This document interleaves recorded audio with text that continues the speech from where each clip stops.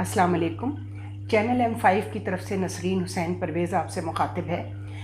आज 3 माह हमारे चैनल को आए हुए हो गए हैं। 18 ज़िलहिज 14 अगस्त यौम आज़ादी पाकिस्तान के दिन मैंने ये चैनल शुरू किया था और अल्हम्दुलिल्लाह मेरे परवरदिगार का करम हुआ। मुझे उम्मीद तो नहीं थी कि ये जो मैं कब्रिस्तानों में अज़ान देने निकली हूँ ये अज़ान सुनी भी जाएगी, लेकिन ये अज़ान सुनी गई और लोगों ने इसको बहुत ज़्यादा मुझे कमेंट्स भी व्हाट्सएप पर तो आए, लेकिन शायद मेरा वो कमेंट सेक्शन बंद था, मुझे टेक्नोलॉजी की वजह से कुछ दिक्कत पेश आई। तो मैं आपसे एक गुजारिश करना चाहती हूँ, आप बेशक इसको सब्सक्राइब करें या ना करें, ये आपकी मर्ज़ी है। और अगर आप करेंगे सब्सक्राइब तो इससे इसके व्यूवर्स इसलिए बढ़ेंगे कि ये एक ऐसा काम हो रहा है जो लोगों तक पहुंचना चाहिए। दूसरी बात, इस पर अपने कमेंट्स या अपने जो ख़यालात हैं वो ज़रूर भेजें, एक जुमले में भेजें या 2-3 जुमलों में, और मुझे बताएं मैं कहाँ गलत हूँ। आप मेरी इस्लाह की कोशिश करें, शायद मैं उसको कुछ बेहतर कर सकूँ अपने कंटेंट को। और उसके साथ साथ आप अगर उसको पसंद करते हैं या आप समझते हैं आपके दिल पर एक बात लग रही है, तो मेरी हौसला अफजाई होगी अगर आप उसको बताएंगे कि जी हाँ, आपका आज का जो कंटेंट था, आपका जो आज का मौजू था वो हमें पसंद आया है, हमारे दिल को लगा है। तो मुझे लगेगा कि मेरी मेहनत वसूल हो गई। और वैसे तो इज़्ज़त ज़िल्लत देने वाला अल्लाह ताला है, व तो इज़्ज़ो मन तशाओ व तो ज़िल्लो मन तशाओ। अगर वो मेरी नीयत से वाकिफ़ है, जो कि है, वही जानता है नीयतों का हाल, तो मुझे पूरी उम्मीद है कि मेरा ये मैसेज आप तक पहुंच जाएगा और आप इस पर अपने कमेंट्स और अपनी सब्सक्रिप्शन ज़रूर भेजेंगे। खुदा हाफ़िज़। इस प्रोग्राम बहुत वार्म वेलकम है। कामरान शाहिद। पाकिस्तान में बहुत से इश्यूज़ ऐसे हैं जिनको आज मैं डिस्कस करना चाहूँगा इस प्रोग्राम के प्लेटफॉर्म से, जिन पे वैसे तो एक राय होनी चाहिए थी, लेकिन बहुत शिद्दत से कन्फ्यूजन है। मसलन जिहाद जो है उसके मुतल्लिक अभी तक ये तय नहीं हुआ कि ये स्टेट को डिक्लेयर करना चाहिए या इंडिविजुअल जो है वो खुद भी रिक्रूट हो के तंजीमें बना के जो है वो दूसरे मुल्कों में जिहाद कर सकते हैं। इसी तरह अभी पिछले दिनों मलाला यूसुफजई डे मनाया गया, लेकिन हमने ये देखा कि पाकिस्तान का मीडिया, पाकिस्तान का एडिटोरियल, पाकिस्तान के इंटेलेक्चुअल्स भी जो इवन हैं वो डिवाइडेड हैं कि इनको as a icon to spread education के तौर पे देखा जाए मलाला यूसुफजई को, या उनको as a instrument of West के तौर पे देखा जाए, पाकिस्तान को मिलाइन कर रहा है। तो बड़े बड़े इशूज़ हैं, पाकिस्तान इंडिया ताल्लुकात हैं, उन्हें किस तरह अप्रोच किया जाए, इन पर कोई यकसोई नहीं पाई जाती। जबकि बड़ी बड़ी नेशंस जो हैं इन चीज़ों पर इतने साल गुजरने के बाद तो एक नेशनल प्लेटफॉर्म बना चुकी होती है, नेशनल कॉन्सेंसस पे आ चुकी होती है। आज के इस प्रोग्राम में कुछ कंफ्यूज्ड चीज़ों को अप्रोच करने की कोशिश करेंगे। मेरे साथ जो लोग मौजूद हैं वो अपनी फील्ड में ऑब्वियसली जो है वो कमाल रखते हैं। मैं सबसे पहले तारुफ करूँगा याद अमीर साहब का। आपका प्राइम तारुफ तो सहाफ़ी और कॉलम नवीस के तौर पे है, आप पॉलिटिशियन भी रहे। आपसे जानने की और समझने की कोशिश करेंगे इस प्रोग्राम प्लेटफॉर्म से। सईदा दीप साहिबा, बहुत वार्म वेलकम। समाजी कारकुन, institute for peace and secular studies की रूह रवा हैं, लाहौर बेस्ड हैं, बहुत वार्म वेलकम करते हैं आपको प्रोग्राम में। जैद हामिद साहब हैं, आप दिफाई तजिया निगार हैं और आप पिंडी इस्लामाबाद से जो हमें पिंडी से इस वक्त ज्वाइन कर रहे हैं। नसीम परवेज़ साहब हैं, साबिक ब्यूरोक्रेट, कराची से हमें ज्वाइन करेंगी। एयाज साहब, अगर आपसे बात का आगाज़ कर लूँ, आज आप एग्री करते हैं इस बात से कि जो मेजर इशूज़ हैं पाकिस्तान के, इंतहा पसंदी से लेके आगे तक, इन पे हम बड़ी कन्फ्यूजन का शिकार हैं? नहीं, बट डिवीजन ऑफ ओपिनियन कोई ऐसी चीज़ नहीं है। एडवर्ड स्नोडन जो है, जो अमरीकी, वो जो NSA का है, जो अभी मॉस्को में बैठा हुआ है, उसे कई अमरीकी कहते हैं गद्दार है, कई कहते हैं नहीं जी बड़ा इसने बहुत अच्छा किया है। तो डिवीजन ऑफ ओपिनियन कोई नहीं है। ज़्यादा क्या कहते हैं, बिल्कुल वो जहनी बीमारी की हद तक वो चीज़ ना हो जाए, जैसे हम कई दफ़ा जज्बात में चले जाते हैं। पर एक चीज़ को ऐसे, लेकिन कुछ थोड़ा सा, ये जैसे मलाला का आपने कहा जी जी, भाई वो जवान लड़की है, बच्ची है, बहादुर लड़की है, उसे गोली का निशाना बनाया गया, पिस्तौल यहाँ पे रख के वो एक चीज़ के लिए स्टैंड करती है। तो ऐसी चीज़ों के बारे में तो इख्तलाफात नहीं होने चाहिए। जैसे या सब तालिबान का मैं मौक़िफ़ इसलिए दे रहा हूँ क्योंकि उनका भी एक पॉइंट ऑफ व्यू उसके ऊपर आपके सामने पेश कर दूँ।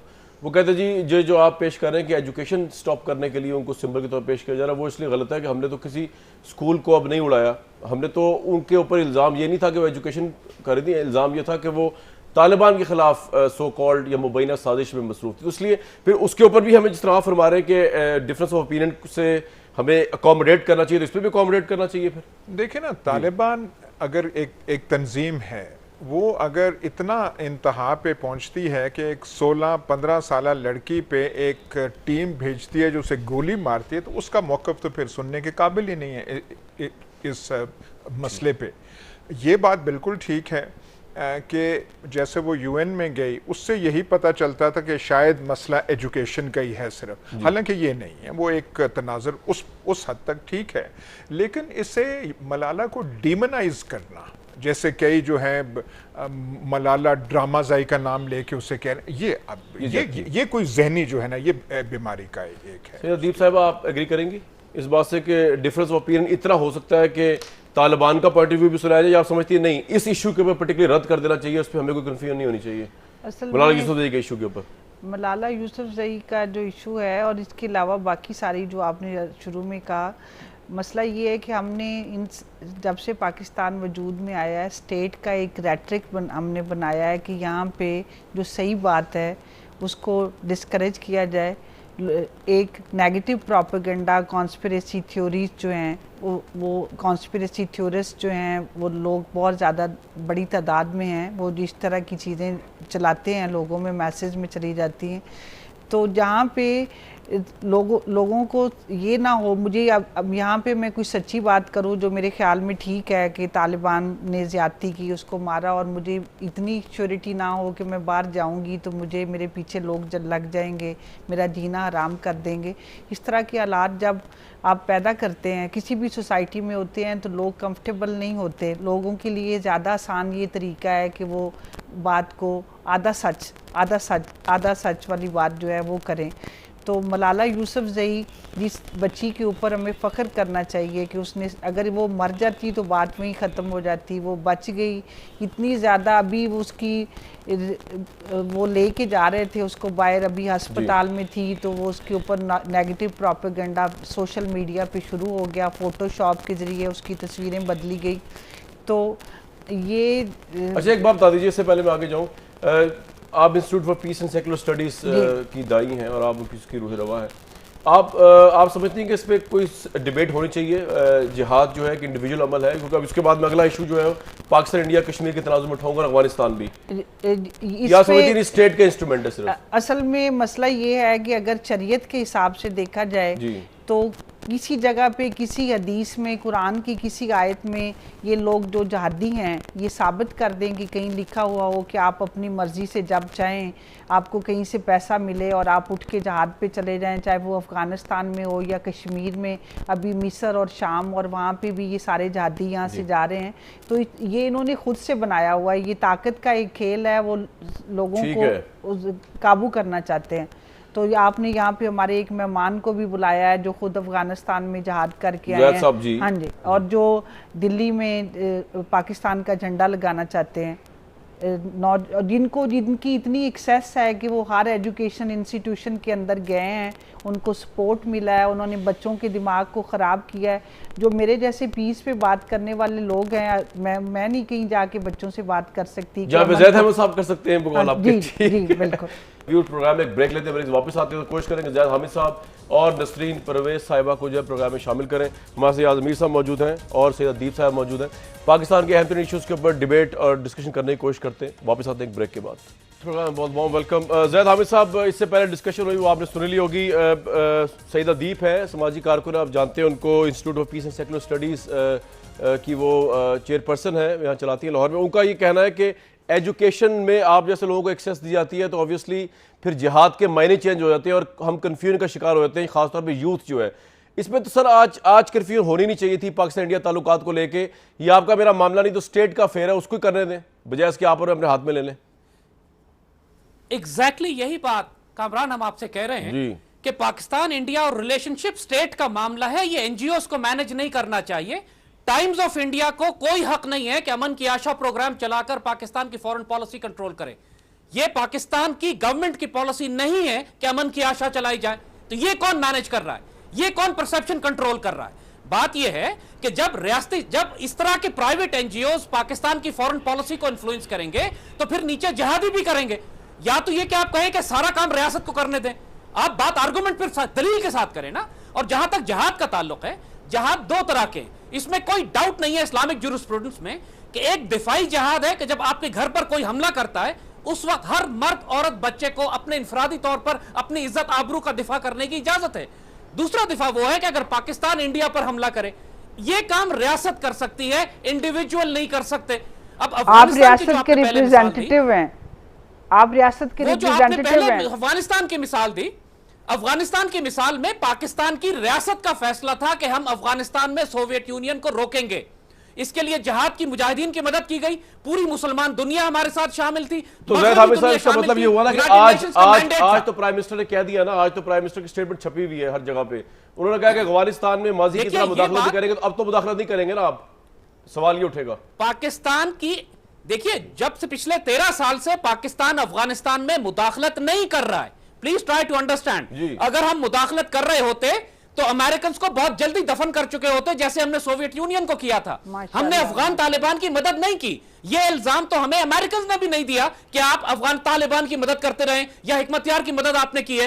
बात यह है कि अमेरिकन को शिकस्त अफगानिस्तान में तालिबान से हाथों हुई है। पाकिस्तान के अंदर मुदाखलत तो हो रही है, पाकिस्तान ने तो 13 साल में मुदाखलत की नहीं। तो ठीक है, तो फिर एनजीओ भी मैनेज नहीं कर सकती, ज़ैद हामिद साहब कह रहे हैं। अगर वो नहीं कर सकते तो कोई और भी नहीं कर सकते। ज़ैद हामिद साहब जो हैं वो स्टेट के रिप्रेजेंटेटिव नहीं है, वो इंटेलिजेंस एजेंसीज और फौज के रिप्रेजेंटेटिव हैं। उन्हीं इंटेलिजेंस एजेंसीज जिन्होंने पाकिस्तान की इंडिया सेंट्रिक पॉलिसी बना के हमारे मुल्क का सत्यानाश किया और हमारा इतना बड़ा बजट जो है वो डिफेंस में डाल के, लोगों के पास खाने को कुछ नहीं, भूख से लोग मरते हैं। थ्रेट परसेप्शन तो है ना, मतलब इंडिया से थ्रेट परसेप्शन कहां लेके जाए? क्या थ्रेट क्या है? इंडिया से हमारा थ्रेट परसेप्शन है। जितने भी इनिशिएटिव लिए गए हैं वो सारे पाकिस्तान ने लिए। बच्चों को गलत हम स्कूल में पढ़ाते हैं कि हिंदुस्तान ने हमला किया। हमेशा ज़ाहिद अहमद और इन जैसे बाकी जो लोग हैं ये मिल के उन्होंने ऐसे हालात पैदा किए कि नवाज शरीफ वाजपेयी को यहाँ बुला रहे हैं और उधर कारगिल में ये जंग छेड़ देते हैं, कभी पार्लियामेंट पे हमला, कभी मुंबई के टेररिस्ट अटैक। तो साथ जो है आपके कामरान, अभी ये बात सामने हो चुकी है कि इंडिया ने सारे हमले खुद करवाए। For God sake, friendly relation, ये झूठ का नैरेटिव अब बंद कर दें। जी ज़ैद साहब क्या फरमा रहे हैं आप? इंडिया, मैं ये कह रहा हूं कि ये अब नैरेटिव बंद कर दें कि मुंबई हमने कराया और पार्लियामेंट पे हमला हमने कराया। फॉर गॉड सेक, अब ये बात तो खुद इंडिया से सामने आ चुकी है कि इंडिया ने सारे फॉल्स फ्लैग ऑपरेशंस कराए। अब इस झूठ को अपने मीडिया पे बोलना बंद करवा दे। अच्छा जी, आप असल में इतना ये झूठ आपकी आवाज मेरे को क्या रही है? आप किस वजह से एग्री कर रहे हैं? करना चाहिए इस तरह की एक फजूल जो है बेसलेस बात। क्यों चक्कर में पड़ गए हैं? मसला है कि इंडिया के साथ हमारे ताल्लुकात कैसे होने चाहिए। ठीक है, खामखा कि हमें ना वो दिल फेंक हमें होना चाहिए जो कई दफ़ा हम अपने जज्बात में हो जाते हैं, ना हमें खामखा की दुश्मनी पैदा करनी चाहिए, ना हम इंडिया को अपना हमसाया तब्दील कर सकते हैं, ना वो हमें कर सकते हैं। हमारा जो रिलेशनशिप हिंदुस्तान के साथ है ये नॉर्मल रिलेशनशिप नहीं है। ये शायद वाहिद दो दुनिया के ममालिक हों, शायद एक नॉर्थ कोरिया और साउथ कोरिया हो जिनका बॉर्डर बिल्कुल बंद है। हमारा हिमालय से लेके समुंदर तक एक चेक पॉइंट खुला हुआ है वाघा पे। ये नॉर्मल रिलेशनशिप नहीं है। हमारे तल्लुकात ख़राब थे, पार्टीशन का खून खराबा हुआ था 47 में, लेकिन 64-65 तक जी हमारे हालात इससे कहीं बेहतर थे। कश्मीर तब ज़्यादा ताज़ा प्रॉब्लम था बनिस्बत आज के। मेरे उम्र के लोगों ने तमाम हिंदू जो हिंदुस्तानी फिल्में देखी हैं वो पाकिस्तान के सिनेमा घरों में देखी हैं। हमने जो लता और रफ़ी के गाने सुने हैं रेडियो स्टेशंस पे, तब कश्मीर भी जिंदा था। हिंदुस्तान से हमारी वो, हम उस आंख से उसे देखते भी थे। लेकिन ये जो दीवारें खड़ी कर दी गई, किसने की हैं? ये 65 की जंग ने की हैं। अच्छा, 65, ये आजकल का जो आपकी उम्र के लोग हैं उन्हें पता ही नहीं है कि 65 से पहले यहाँ पे रिलेशनशिप क्या थी। हमारे फॉरेन मिनिस्टर्स जी जी जुल्फिकार अली भुट्टो और स्वर्ण सिंह कश्मीर के बारे में बातचीत करते थे। यहाँ से जलंधर जाना, वहाँ से यहाँ पे आना आसान था। ठीक है, अखबारात आपको मिलते थे। यहाँ पे हिंदू प्रॉपर्टीज जो थी वो एनिमी प्रॉपर्टी उस तरीके से। ऐसा एक बात बताइए, कश्मीर किस हद तक जो है आज भी रेलेवेंट है पाकिस्तान इंडिया के ताल्लुकात को मामूल या गैर मामूल तरफ ले जाने के लिए? सर, एक तो हम इतने, हमारे हुक्मरान इतने नकम्मे साबित हुए हैं ये जो हम खामखा की जैसे दिल फेंकी की बातें मुशर्रफ किया करते थे, हमें आउट ऑफ द बॉक्स जाना चाहिए, हमें फलाना जाना चाहिए, भाई आउट ऑफ द बॉक्स तब आप बात करें कि दूसरा भी वो जाने को तैयार हो। ठीक है। हमारा एक मसला है कश्मीर का, हमारा मौक़िफ़ एक है, इंडिया जो है उसमें सिक्योरिटी काउंसिल रेजोल्यूशंस के मुताबिक गलती पे है। ठीक है। लेकिन चीन का मसला ताइवान का है, उसके बावजूद इंडिया उसके बारे में ताइवान के मसले पे चीन जंग तो नहीं करता। ठीक है। ज़ैद हामिद साहब को आवाज क्लियर आ रही है, बोलेंगे आपकी आवाज का प्रॉब्लम था? जी, I can hear you loud and clear. आपकी आवाज के शोर। नसीर साहब, आपको मेरी आवाज आ रही है? नसीम परवेज साहिबा जी, मुझे जी अच्छा। नसीर साहिबा, हम ऑब्वियस डिस्कशन कर रहे हैं कि पाकिस्तान में बहुत सी चीज़ें जो है उस पर हम खासी हद तक पॉलिसीज फॉर्मुलेट नहीं कर सके। हमने मलाला यूसुफजई का तस्करा किया, उस पर एयाज अमीर साहब फरमाते हैं कि इस पर कोई दो राय होनी नहीं चाहिए कि हम तालिबान का वर्जन यहाँ पे लेकर आए और ये कहे कोई 15 साल की बच्ची है, वो ऑब्वियसली स्प्रेड ऑफ एजुकेशन के हवाले से याद रखा जाएगा उसको, ना कि उसको किसी एजेंट के तौर पे। What is your take on it? और ऑब्वियसली पाकिस्तान इंडिया पे आप ब्यूरोक्रेट रही हैं, ये मामला तो आपकी नज़र से गुजरते रहे होंगे। देखिए, मलाला यूसुफजई की जो करंट सिचुएशन जो कुछ हो रहा है इस सिनेरियो में, अगर आप उनको समझना चाहते हैं तो आपको तारीख़ में बहुत पीछे जाना पड़ेगा, जब भुट्टो साहब इंडिया गए थे शिमला पैक्ट के लिए जी। और मोहतरमा को साथ लेकर गए थे। उनकी उम्र भी उस वक्त 18-19 बरस थी और वहाँ बहुत सारे अवामिल जो हैं वो सामने आते हैं। मसलन मार्क सीगल सामने आता है, उसके हवाले किया गया मोहतरमा को कि अब तुम इसकी तरबियत करो जी। और ये ज़लज़ला जब आया है यहाँ सवात में, तो जो अमेरिकन UN NGOs काम कर रही थी वहाँ, उन्होंने इस बच्ची के वालिदैन को, जो स्कूल टीचर थे दोनों, उनको भांप लिया था और इस बच्ची को उन्होंने कहा कि जी ठीक है, हम इसके हवाले से काम करेंगे। उसके बाद जो कुछ हुआ वो पूरी कौम के सामने है। उसके बाद बहुत अफसोस की बात यह हुई कि उस छोटी सी बच्ची को, 12 साल की उस वक्त वो थी, उसको एक ख़ास मकसद के तहत एक कैंपेन लॉन्च कराई गई और एक बहुत बड़ा चैनल जो है वो उसको कराची उस बच्ची को लाया और यहाँ समंदर पर, साहिल समंदर पर उससे जो गुफ्तगू कराई गई वो बड़ी अजीब थी। बहुत छोटी सी बच्ची बड़ी पक्की पक्की बातें कर रही थी, जिससे लगा कि ये एक बड़ा लिखा हुआ स्क्रिप्ट है जो उसको दे दिया गया है। बहुत दिन उसने इसको याद किया है, रिहर्सल की और फिर वो बोल रही है। मगर आज मलाला बच्ची नहीं है, she is in her tin, वो 16 स्वीट 16 में है और ये वो उम्र है जहाँ पब्लिसिटी एंड अदर जो पजीराई जिस तरह उसको मिल रही है वो एक लस्ट है, मैं कहूँगी वो शोहरत का नशा। और हमें हसद तो नहीं करनी चाहिए मलाला यूसुफजई से? जी साहब, हमें हसद तो नहीं करनी चाहिए? नहीं, हमारी बच्ची नहीं, मैं आपको ये बताना चाहती हूँ कि मैं इसमें जाहिद हामिद साहब के वर्जन से 100%, 200% इत्तफाक करती हूँ कि उस बच्ची का कसूर शायद बचपन में नहीं था, लेकिन अब उसके अंदर वो लस्ट पेनिट्रेट कर दिया गया है। जहाँ जी, मैं आपके जी दीप साहब, देखिए जी, मैं तो खुद 3 बच्चों की माँ हूँ, तो माशाल्लाह बच्चों के बारे में इस तरह की बात करना कि वो जो है पक्की पकाई और छोटी उम्र की बच्ची बड़ी मैच्योर बातें कर रही थी, जितनी उसने तकलीफ सही है, जिस प्रोसेस से वो गुजरी है। बच्चे जो हैं, कुछ बच्चे एक्सेप्शनल भी हो सकते हैं, अपनी एज से थोड़ा ज़्यादा मैच्योर और सेंसिबल होते हैं। उसने एक डायरी लिखी है, ये सारी वही, मसलन अगर पढ़े लिखे, इस मुल्क के पढ़े लिखे लोग, और जो आप कह रहे हैं कि वो ब्यूरोक्रेट भी नहीं है, वो भी अगर इस तरह की बातें करते हैं, जो आम अनपढ़ लोग जो है जिनके दिमाग ख़राब किए जाएं तो वो बातें करें, ये बहुत अजीब बात है। आपको क्या टेक है इस पे? सर देखें, ये तो मैं तो ऐसी बातें सुन के वाकई बड़ा हैरान हुआ हूँ कि ऐसी बातें भी की जा सकती हैं। मलाला चाहे खुद अपने अल्फाज अदा कर रही थी या किसी ने उसे सिखाया, जब तालिबान ने एक आदमी को भेजा उसे मारने के लिए, तो उस तरफ से जो आर्ग्यूमेंट सब खत्म हो गई, फिर बात ही और कोई नहीं रह जाती। इतने आप हैं, आप अगर इतनी कोई बात कैसे तय होगा? कामरान शायद प्लीज इंटरप्ट ना करें, इंटरप्ट ना करें, उसके बाद आपको पूरा टाइम दूंगा मैं। अपने टाइम पे बोले, इंटरप्ट ना करें। जी साहब, जी मैं आता हूं नसीम साहब। ये जो है ऐसे, आप अगर कोई समझते हैं कि उसे कोई पढ़ा रहा है, कोई उसके मुंह में अल्फाज दे रहा है, आप उसे कहिए, अपना कहिए, देखें जी ऐसी बात करे, ऐसी बात करे। ये कौन से लोग, ये कौन से लोग होते हैं जो इतने, मतलब उनका दिमाग इतना डिस्टॉर्टेड और परवर्टेड होता है कि एक आदमी जाके स्कूल वैन को रोक के बंदूक लेके, ये तो एक मौजज़ा है कि वो बच गई, और अगर वो बच गई तो जाहिर है उसने हीरो बनना ही है, आइकॉन बनना ही है। दुनिया जो है ऐसी बातें सुनने के लिए, दुनिया के पास ना टाइम है, ना पेशेंस है। जब गोली लग रही हो किसी को, ना आप कहें जी इसे वो साहिल पे लेके पढ़ा रहे थे, खुदा के वास्ते कुछ रहम करें अपने पे। आपके वर्जन से जो है वो ऐसा लग रहा है, एक परसेप्शन उभर सकती है, हो सकता है आप सही कह रही हो सकता है यासमीर साहब और ये सही कह रहे हो कि आप एक्सट्रीमिज्म को जो है यहाँ पे डिफेंड कर रही हैं, अपॉलोजेटिक हो रही हैं आप उसके लिए, हालांकि जब उनको गोली लगी उसके बाद सारी बातें खत्म हो गई। नहीं, हमारा मसला ही सबसे बड़ा ये है, हम टू एक्सट्रीम्स पे रहते हैं। We are not balance people. हमारा मसला शुरू से यही, हम मुतवाज़िन जहन के लोग नहीं हैं। और हम उसमें नहीं देख रहे कि उस बच्ची को कहा जा रहा है कि मैंने बेनज़ीर की शॉल ओढ़ ली है, और अगले 5 साल बाद आप देखेंगे, आप ये बात लिख लीजिए, मैं आपके प्लेटफॉर्म से कह रही हूँ कि एक और बेनज़ीर तैयार की जा रही हैं पाकिस्तान के लिए, और ये उनका पुराना काम है, और वो अगर ऐसा कर रहे हैं तो उसमें हमारी कमज़ोरी शामिल है। मैं इससे अग्री नहीं करती जो हर बात पर कहा जाता है जी यहूदो हनूद की साजिशें। अरे भाई, यहूदो हनूद जो हैं, हम क्यों नहीं उनके खिलाफ कुछ कर सके आज तक? हम क्यों नहीं उनको सिखा पढ़ा सके? वही क्यों हमको सिखाते पढ़ाते रहते हैं?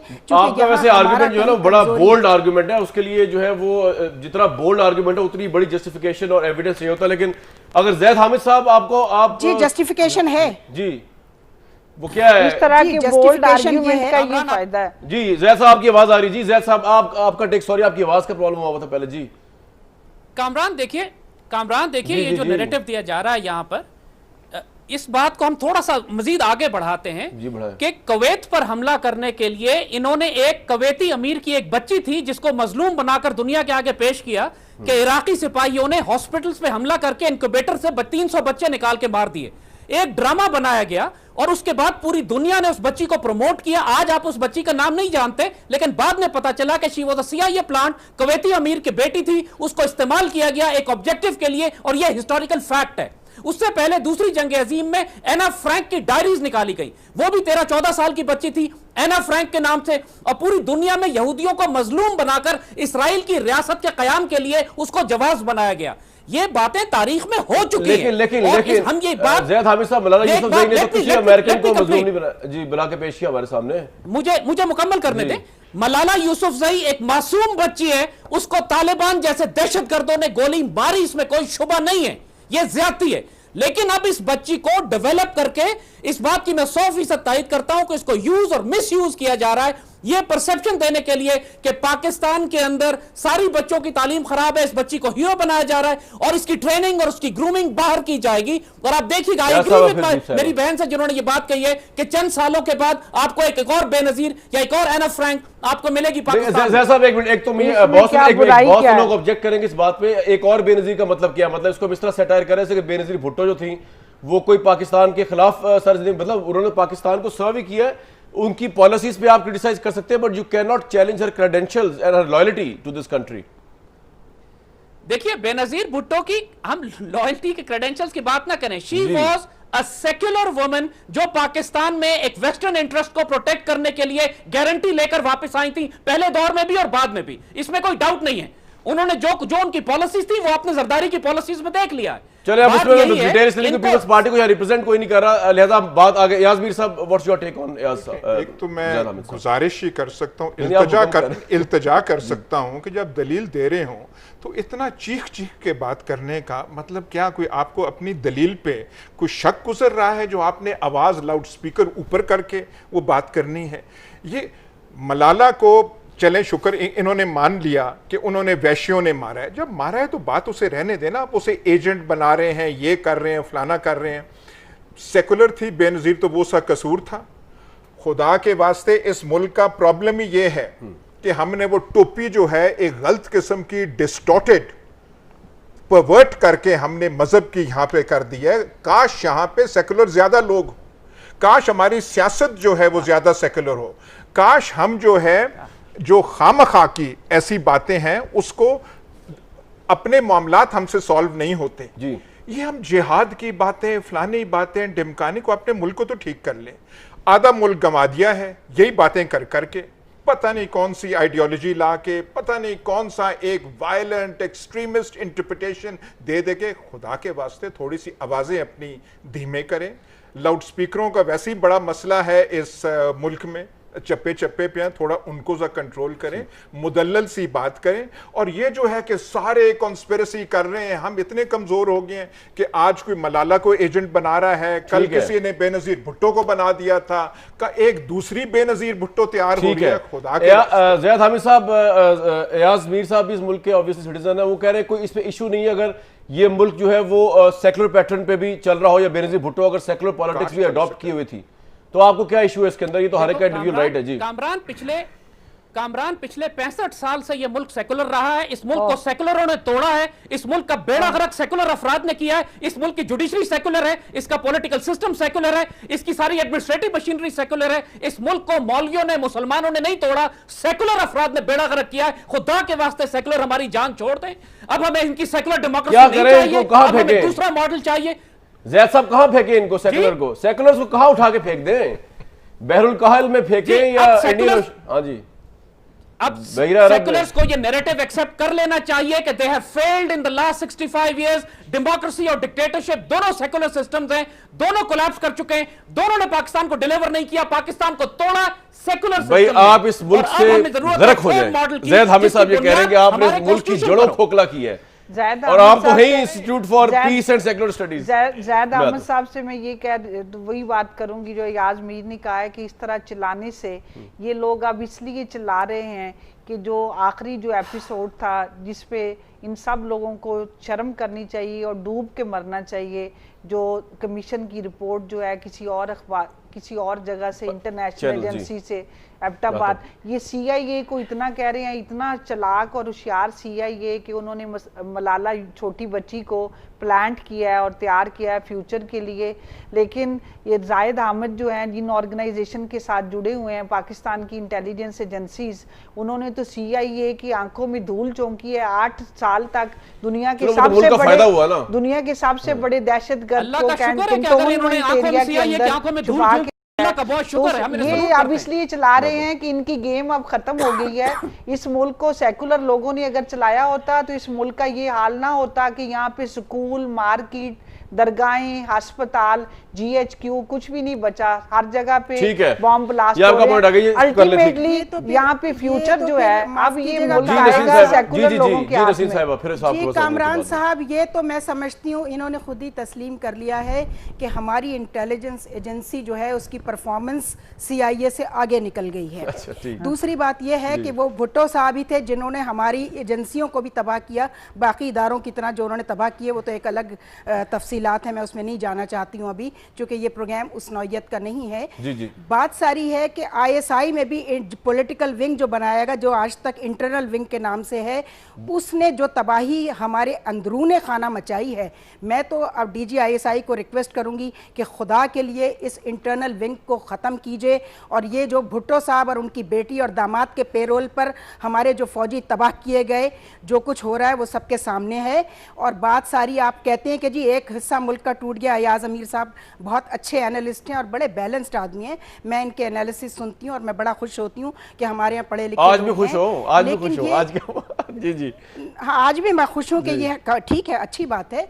लेकिन ये मुल्क तोड़ने की बात करते वक्त ये भूल गए कि मुल्क तोड़ने वाला हीरो जो मगरबी पाकिस्तान में जिसने दोबारा इलेक्शन नहीं कराए और फिर ऐसा इलेक्शन कमीशन बनाया कि आज तक उस इलेक्शन कमीशन की क्रेडिबिलिटी ज़ीरो पर आ चुकी है। उन्होंने अपने लोग उसमें लेटरल एंट्री से भर्ती किए, मेरिट स्ट्रक्चर को वो तबाह कर चुके थे, कोटा सिस्टम से किया, फिर लेटरल एंट्री से किया, और उस इलेक्शन कमीशन को उन्होंने अपनी उम्मीदों के मुताबिक जब बनाया और 77 में उसमें एक्सपेरिमेंट किया तो उनके हाथों से तोते उड़ गए जब उन्होंने देखा कि वो कहाँ खड़े हुए हैं। तो सारे फसाद की जड़ जो है ना वो आपके बकौल भुट्टो साहब है, इस मुल्क को जो है वो तबाह उन्होंने कर दिया बकौल आपके। बिल्कुल Bhutto factor is a cancer for this. हालांकि उन्होंने अपनी लाइफ भी दी इस मुल्क के लिए, पॉइंट पर्सपेक्टिव है जी। लाइफ उन्होंने दी नहीं गई, लाइफ माफ कीजिएगा, लाइफ उन्होंने दी नहीं, लाइफ उनसे ली गई। पीपल्स पार्टी यहाँ मौजूद नहीं, हम उन पे बात नहीं कर सकते जी। आजमीर साहब जी उनको डिफेंड करना है, उनकी लाइफ ली थी। ज़ाहिद हामिद साहब और नसरीन साहिबा जी, ये दोनों बड़े आर्टिकुलेट हैं, अपना वो बयान करते हैं, इनका एक नुक्ता नज़र है, ठीक है, और बहुत सारे लोग हैं इस मुल्क में जो इस नुक्ता नज़र के पैरोकार हैं, सब्सक्राइब करते हैं, पर कोई तो पैमाना होना चाहिए ना, कोई टचस्टोन होना चाहिए कि आपने क्या करना है।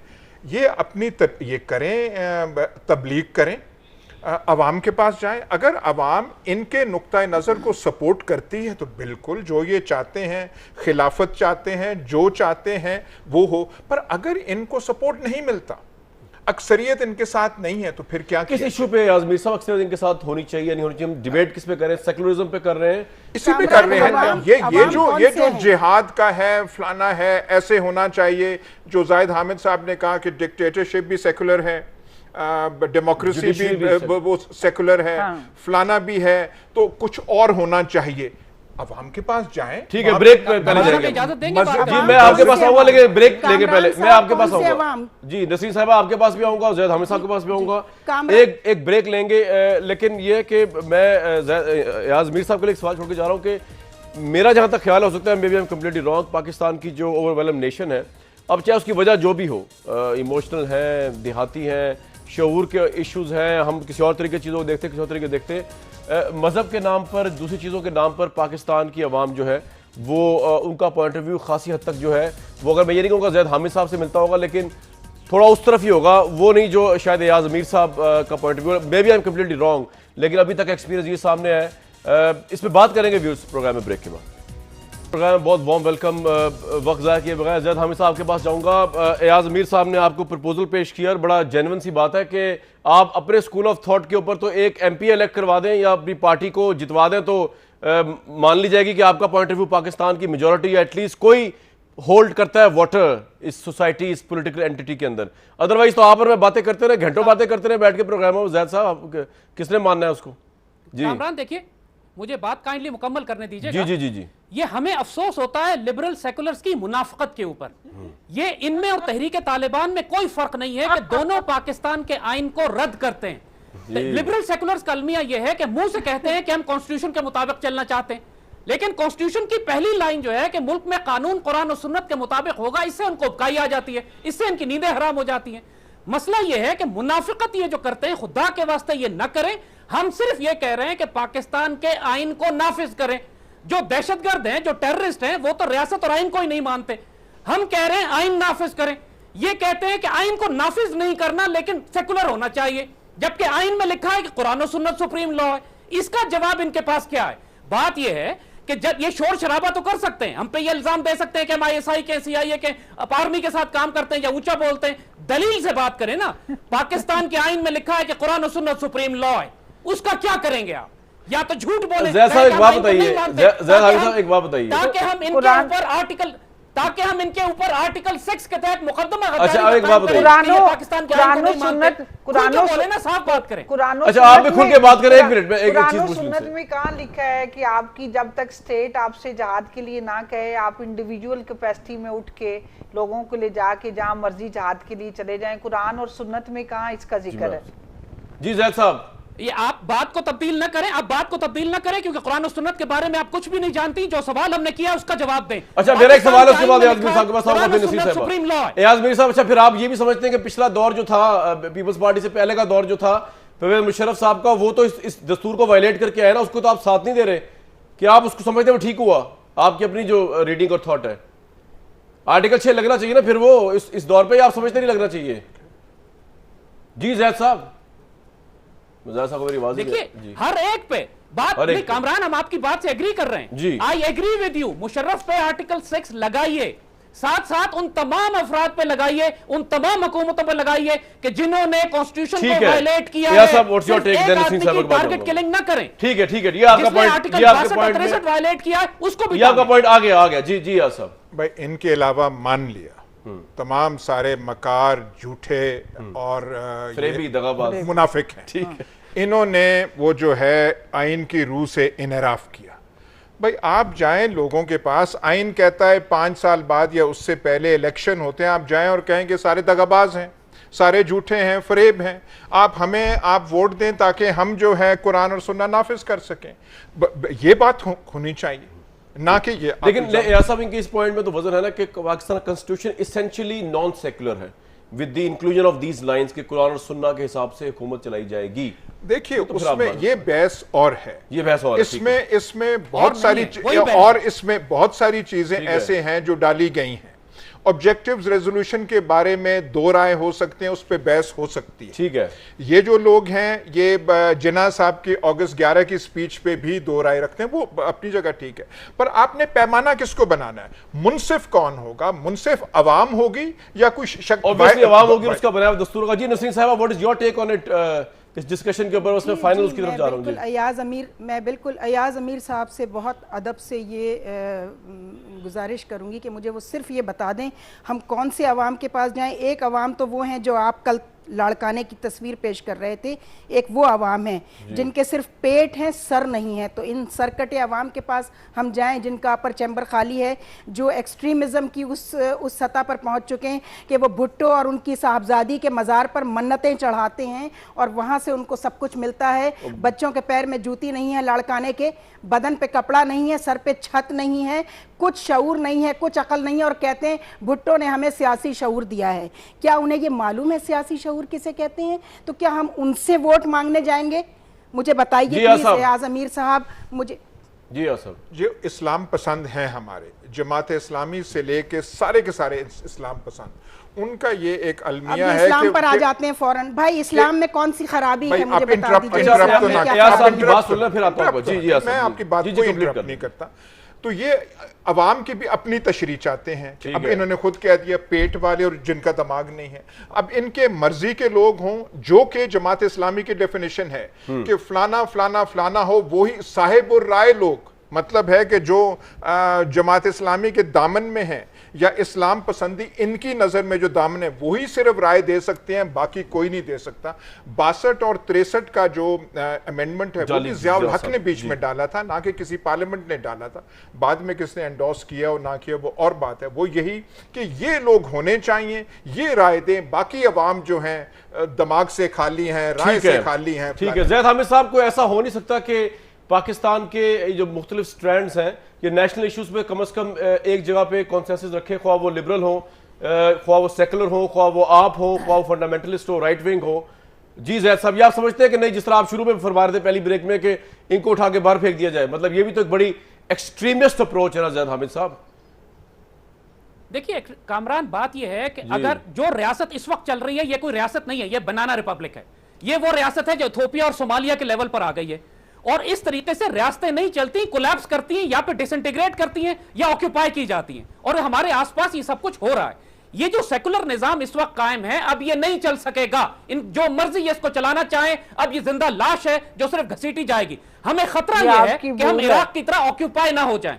अल्लाह ना करे हम सोमालिया की तरह तो बन रहे हैं, इराक की तरह ऑक्यूपाई होकर नाउजुबिल्लाह युगोस्लाविया की तरह तकसीम ना हो जाएं। जब एक रेवोल्यूशन आता है, एक इनकलाब आता है, दुश्मन ऑक्यूपाई करता है, तो उसके बाद स्टेटस को टूटता है, और हमें ये स्टेटस को टूटता हुआ नजर आ रहा है। ये सारी बहसें खत्म हो जाएंगी, उसके बाद जो पावर ग्रुप होगा ये ऊपर आएगा। ये रियासतों में पहले भी होता रहा है और पाकिस्तान में भी होने जा रहा है। सिस्टम के थ्रू अब तब्दीली नहीं आएगी। हम अगर 11-12 साल की बच्चियों के ऊपर गोलियां चलाएंगे, लड़कियों के स्कूल जो है बम से उड़ाएंगे, मार्केट में जगह जगह पे बम धमाके करेंगे, पूरी दुनिया में जहाँ दहशतगर्दी होगी वहाँ पे किसी न किसी तरह पाकिस्तान डायरेक्ट या इनडायरेक्टली इन्वॉल्व होगा, किसी ने जहाद की ट्रेनिंग यहाँ से ली होगी।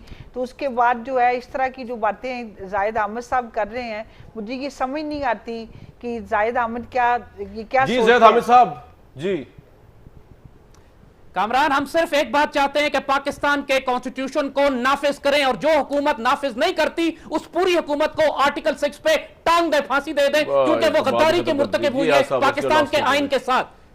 Simple argument. दो चीजें हैं, इक्तदार में आए ना, आइन के तौर जो आइनी तरीका है उसे इक्तदार में आए, ठीक है, सबको लटका दें, फांसी दे दें, आर्टिकल 6 करें, पर पहले आए तो सही। दूसरी बात यह है, और खुदा रहा कोई अपने माशरों को चलाए, इस्लामी दुनिया की हालत तो देखें। ठीक है, कोई शिया लड़ रहा है, कोई सुन्नी से लड़ रहा है, अफरा तफरी शाम में भी है, मिस्र में भी है, लिबिया में भी है, पाकिस्तान में भी है। हम सारे नीचे दबे हुए हैं, मगरबी दुनिया हमारे ऊपर है, कुछ अपनी चीजें मामला चलाएं तो ठीक। ले व्यूअर्स, आज का ये प्रोग्राम था, इस पे इतनी वर्सटाइल गुफ्तगू इस लिहाज से हुई कि डिफरेंट स्ट्रैंड्स के लोग यहाँ मौजूद थे, हर एक को अपनी बात कहने का हक है। हमें अपनी फीडबैक से आगाह करते रहिएगा ईमेल्स के जरिए भी, और हमारे ट्विटर अकाउंट के ऊपर भी आपकी जो फीडबैक है बड़ी वैल्यूएबल रहती है। हम इस तरह की डिबेट जारी रखेंगे, हमारी कोशिश रहती है डिफरेंट स्कूल ऑफ थॉट के लोगों को यहाँ लड़ाया ना जाए, बल्कि डिस्कशन करके आप तक जो है किसी एक इशू पर या एक ज़्यादा इशू पर एक से ज़्यादा राय पेश की जाए, क्योंकि ये आपका हक है जानना किसी भी एक इशू के ऊपर मल्टीपल व्यूज़। इसी के इस ऑब्जेक्टिव एनालिसिस के साथ ही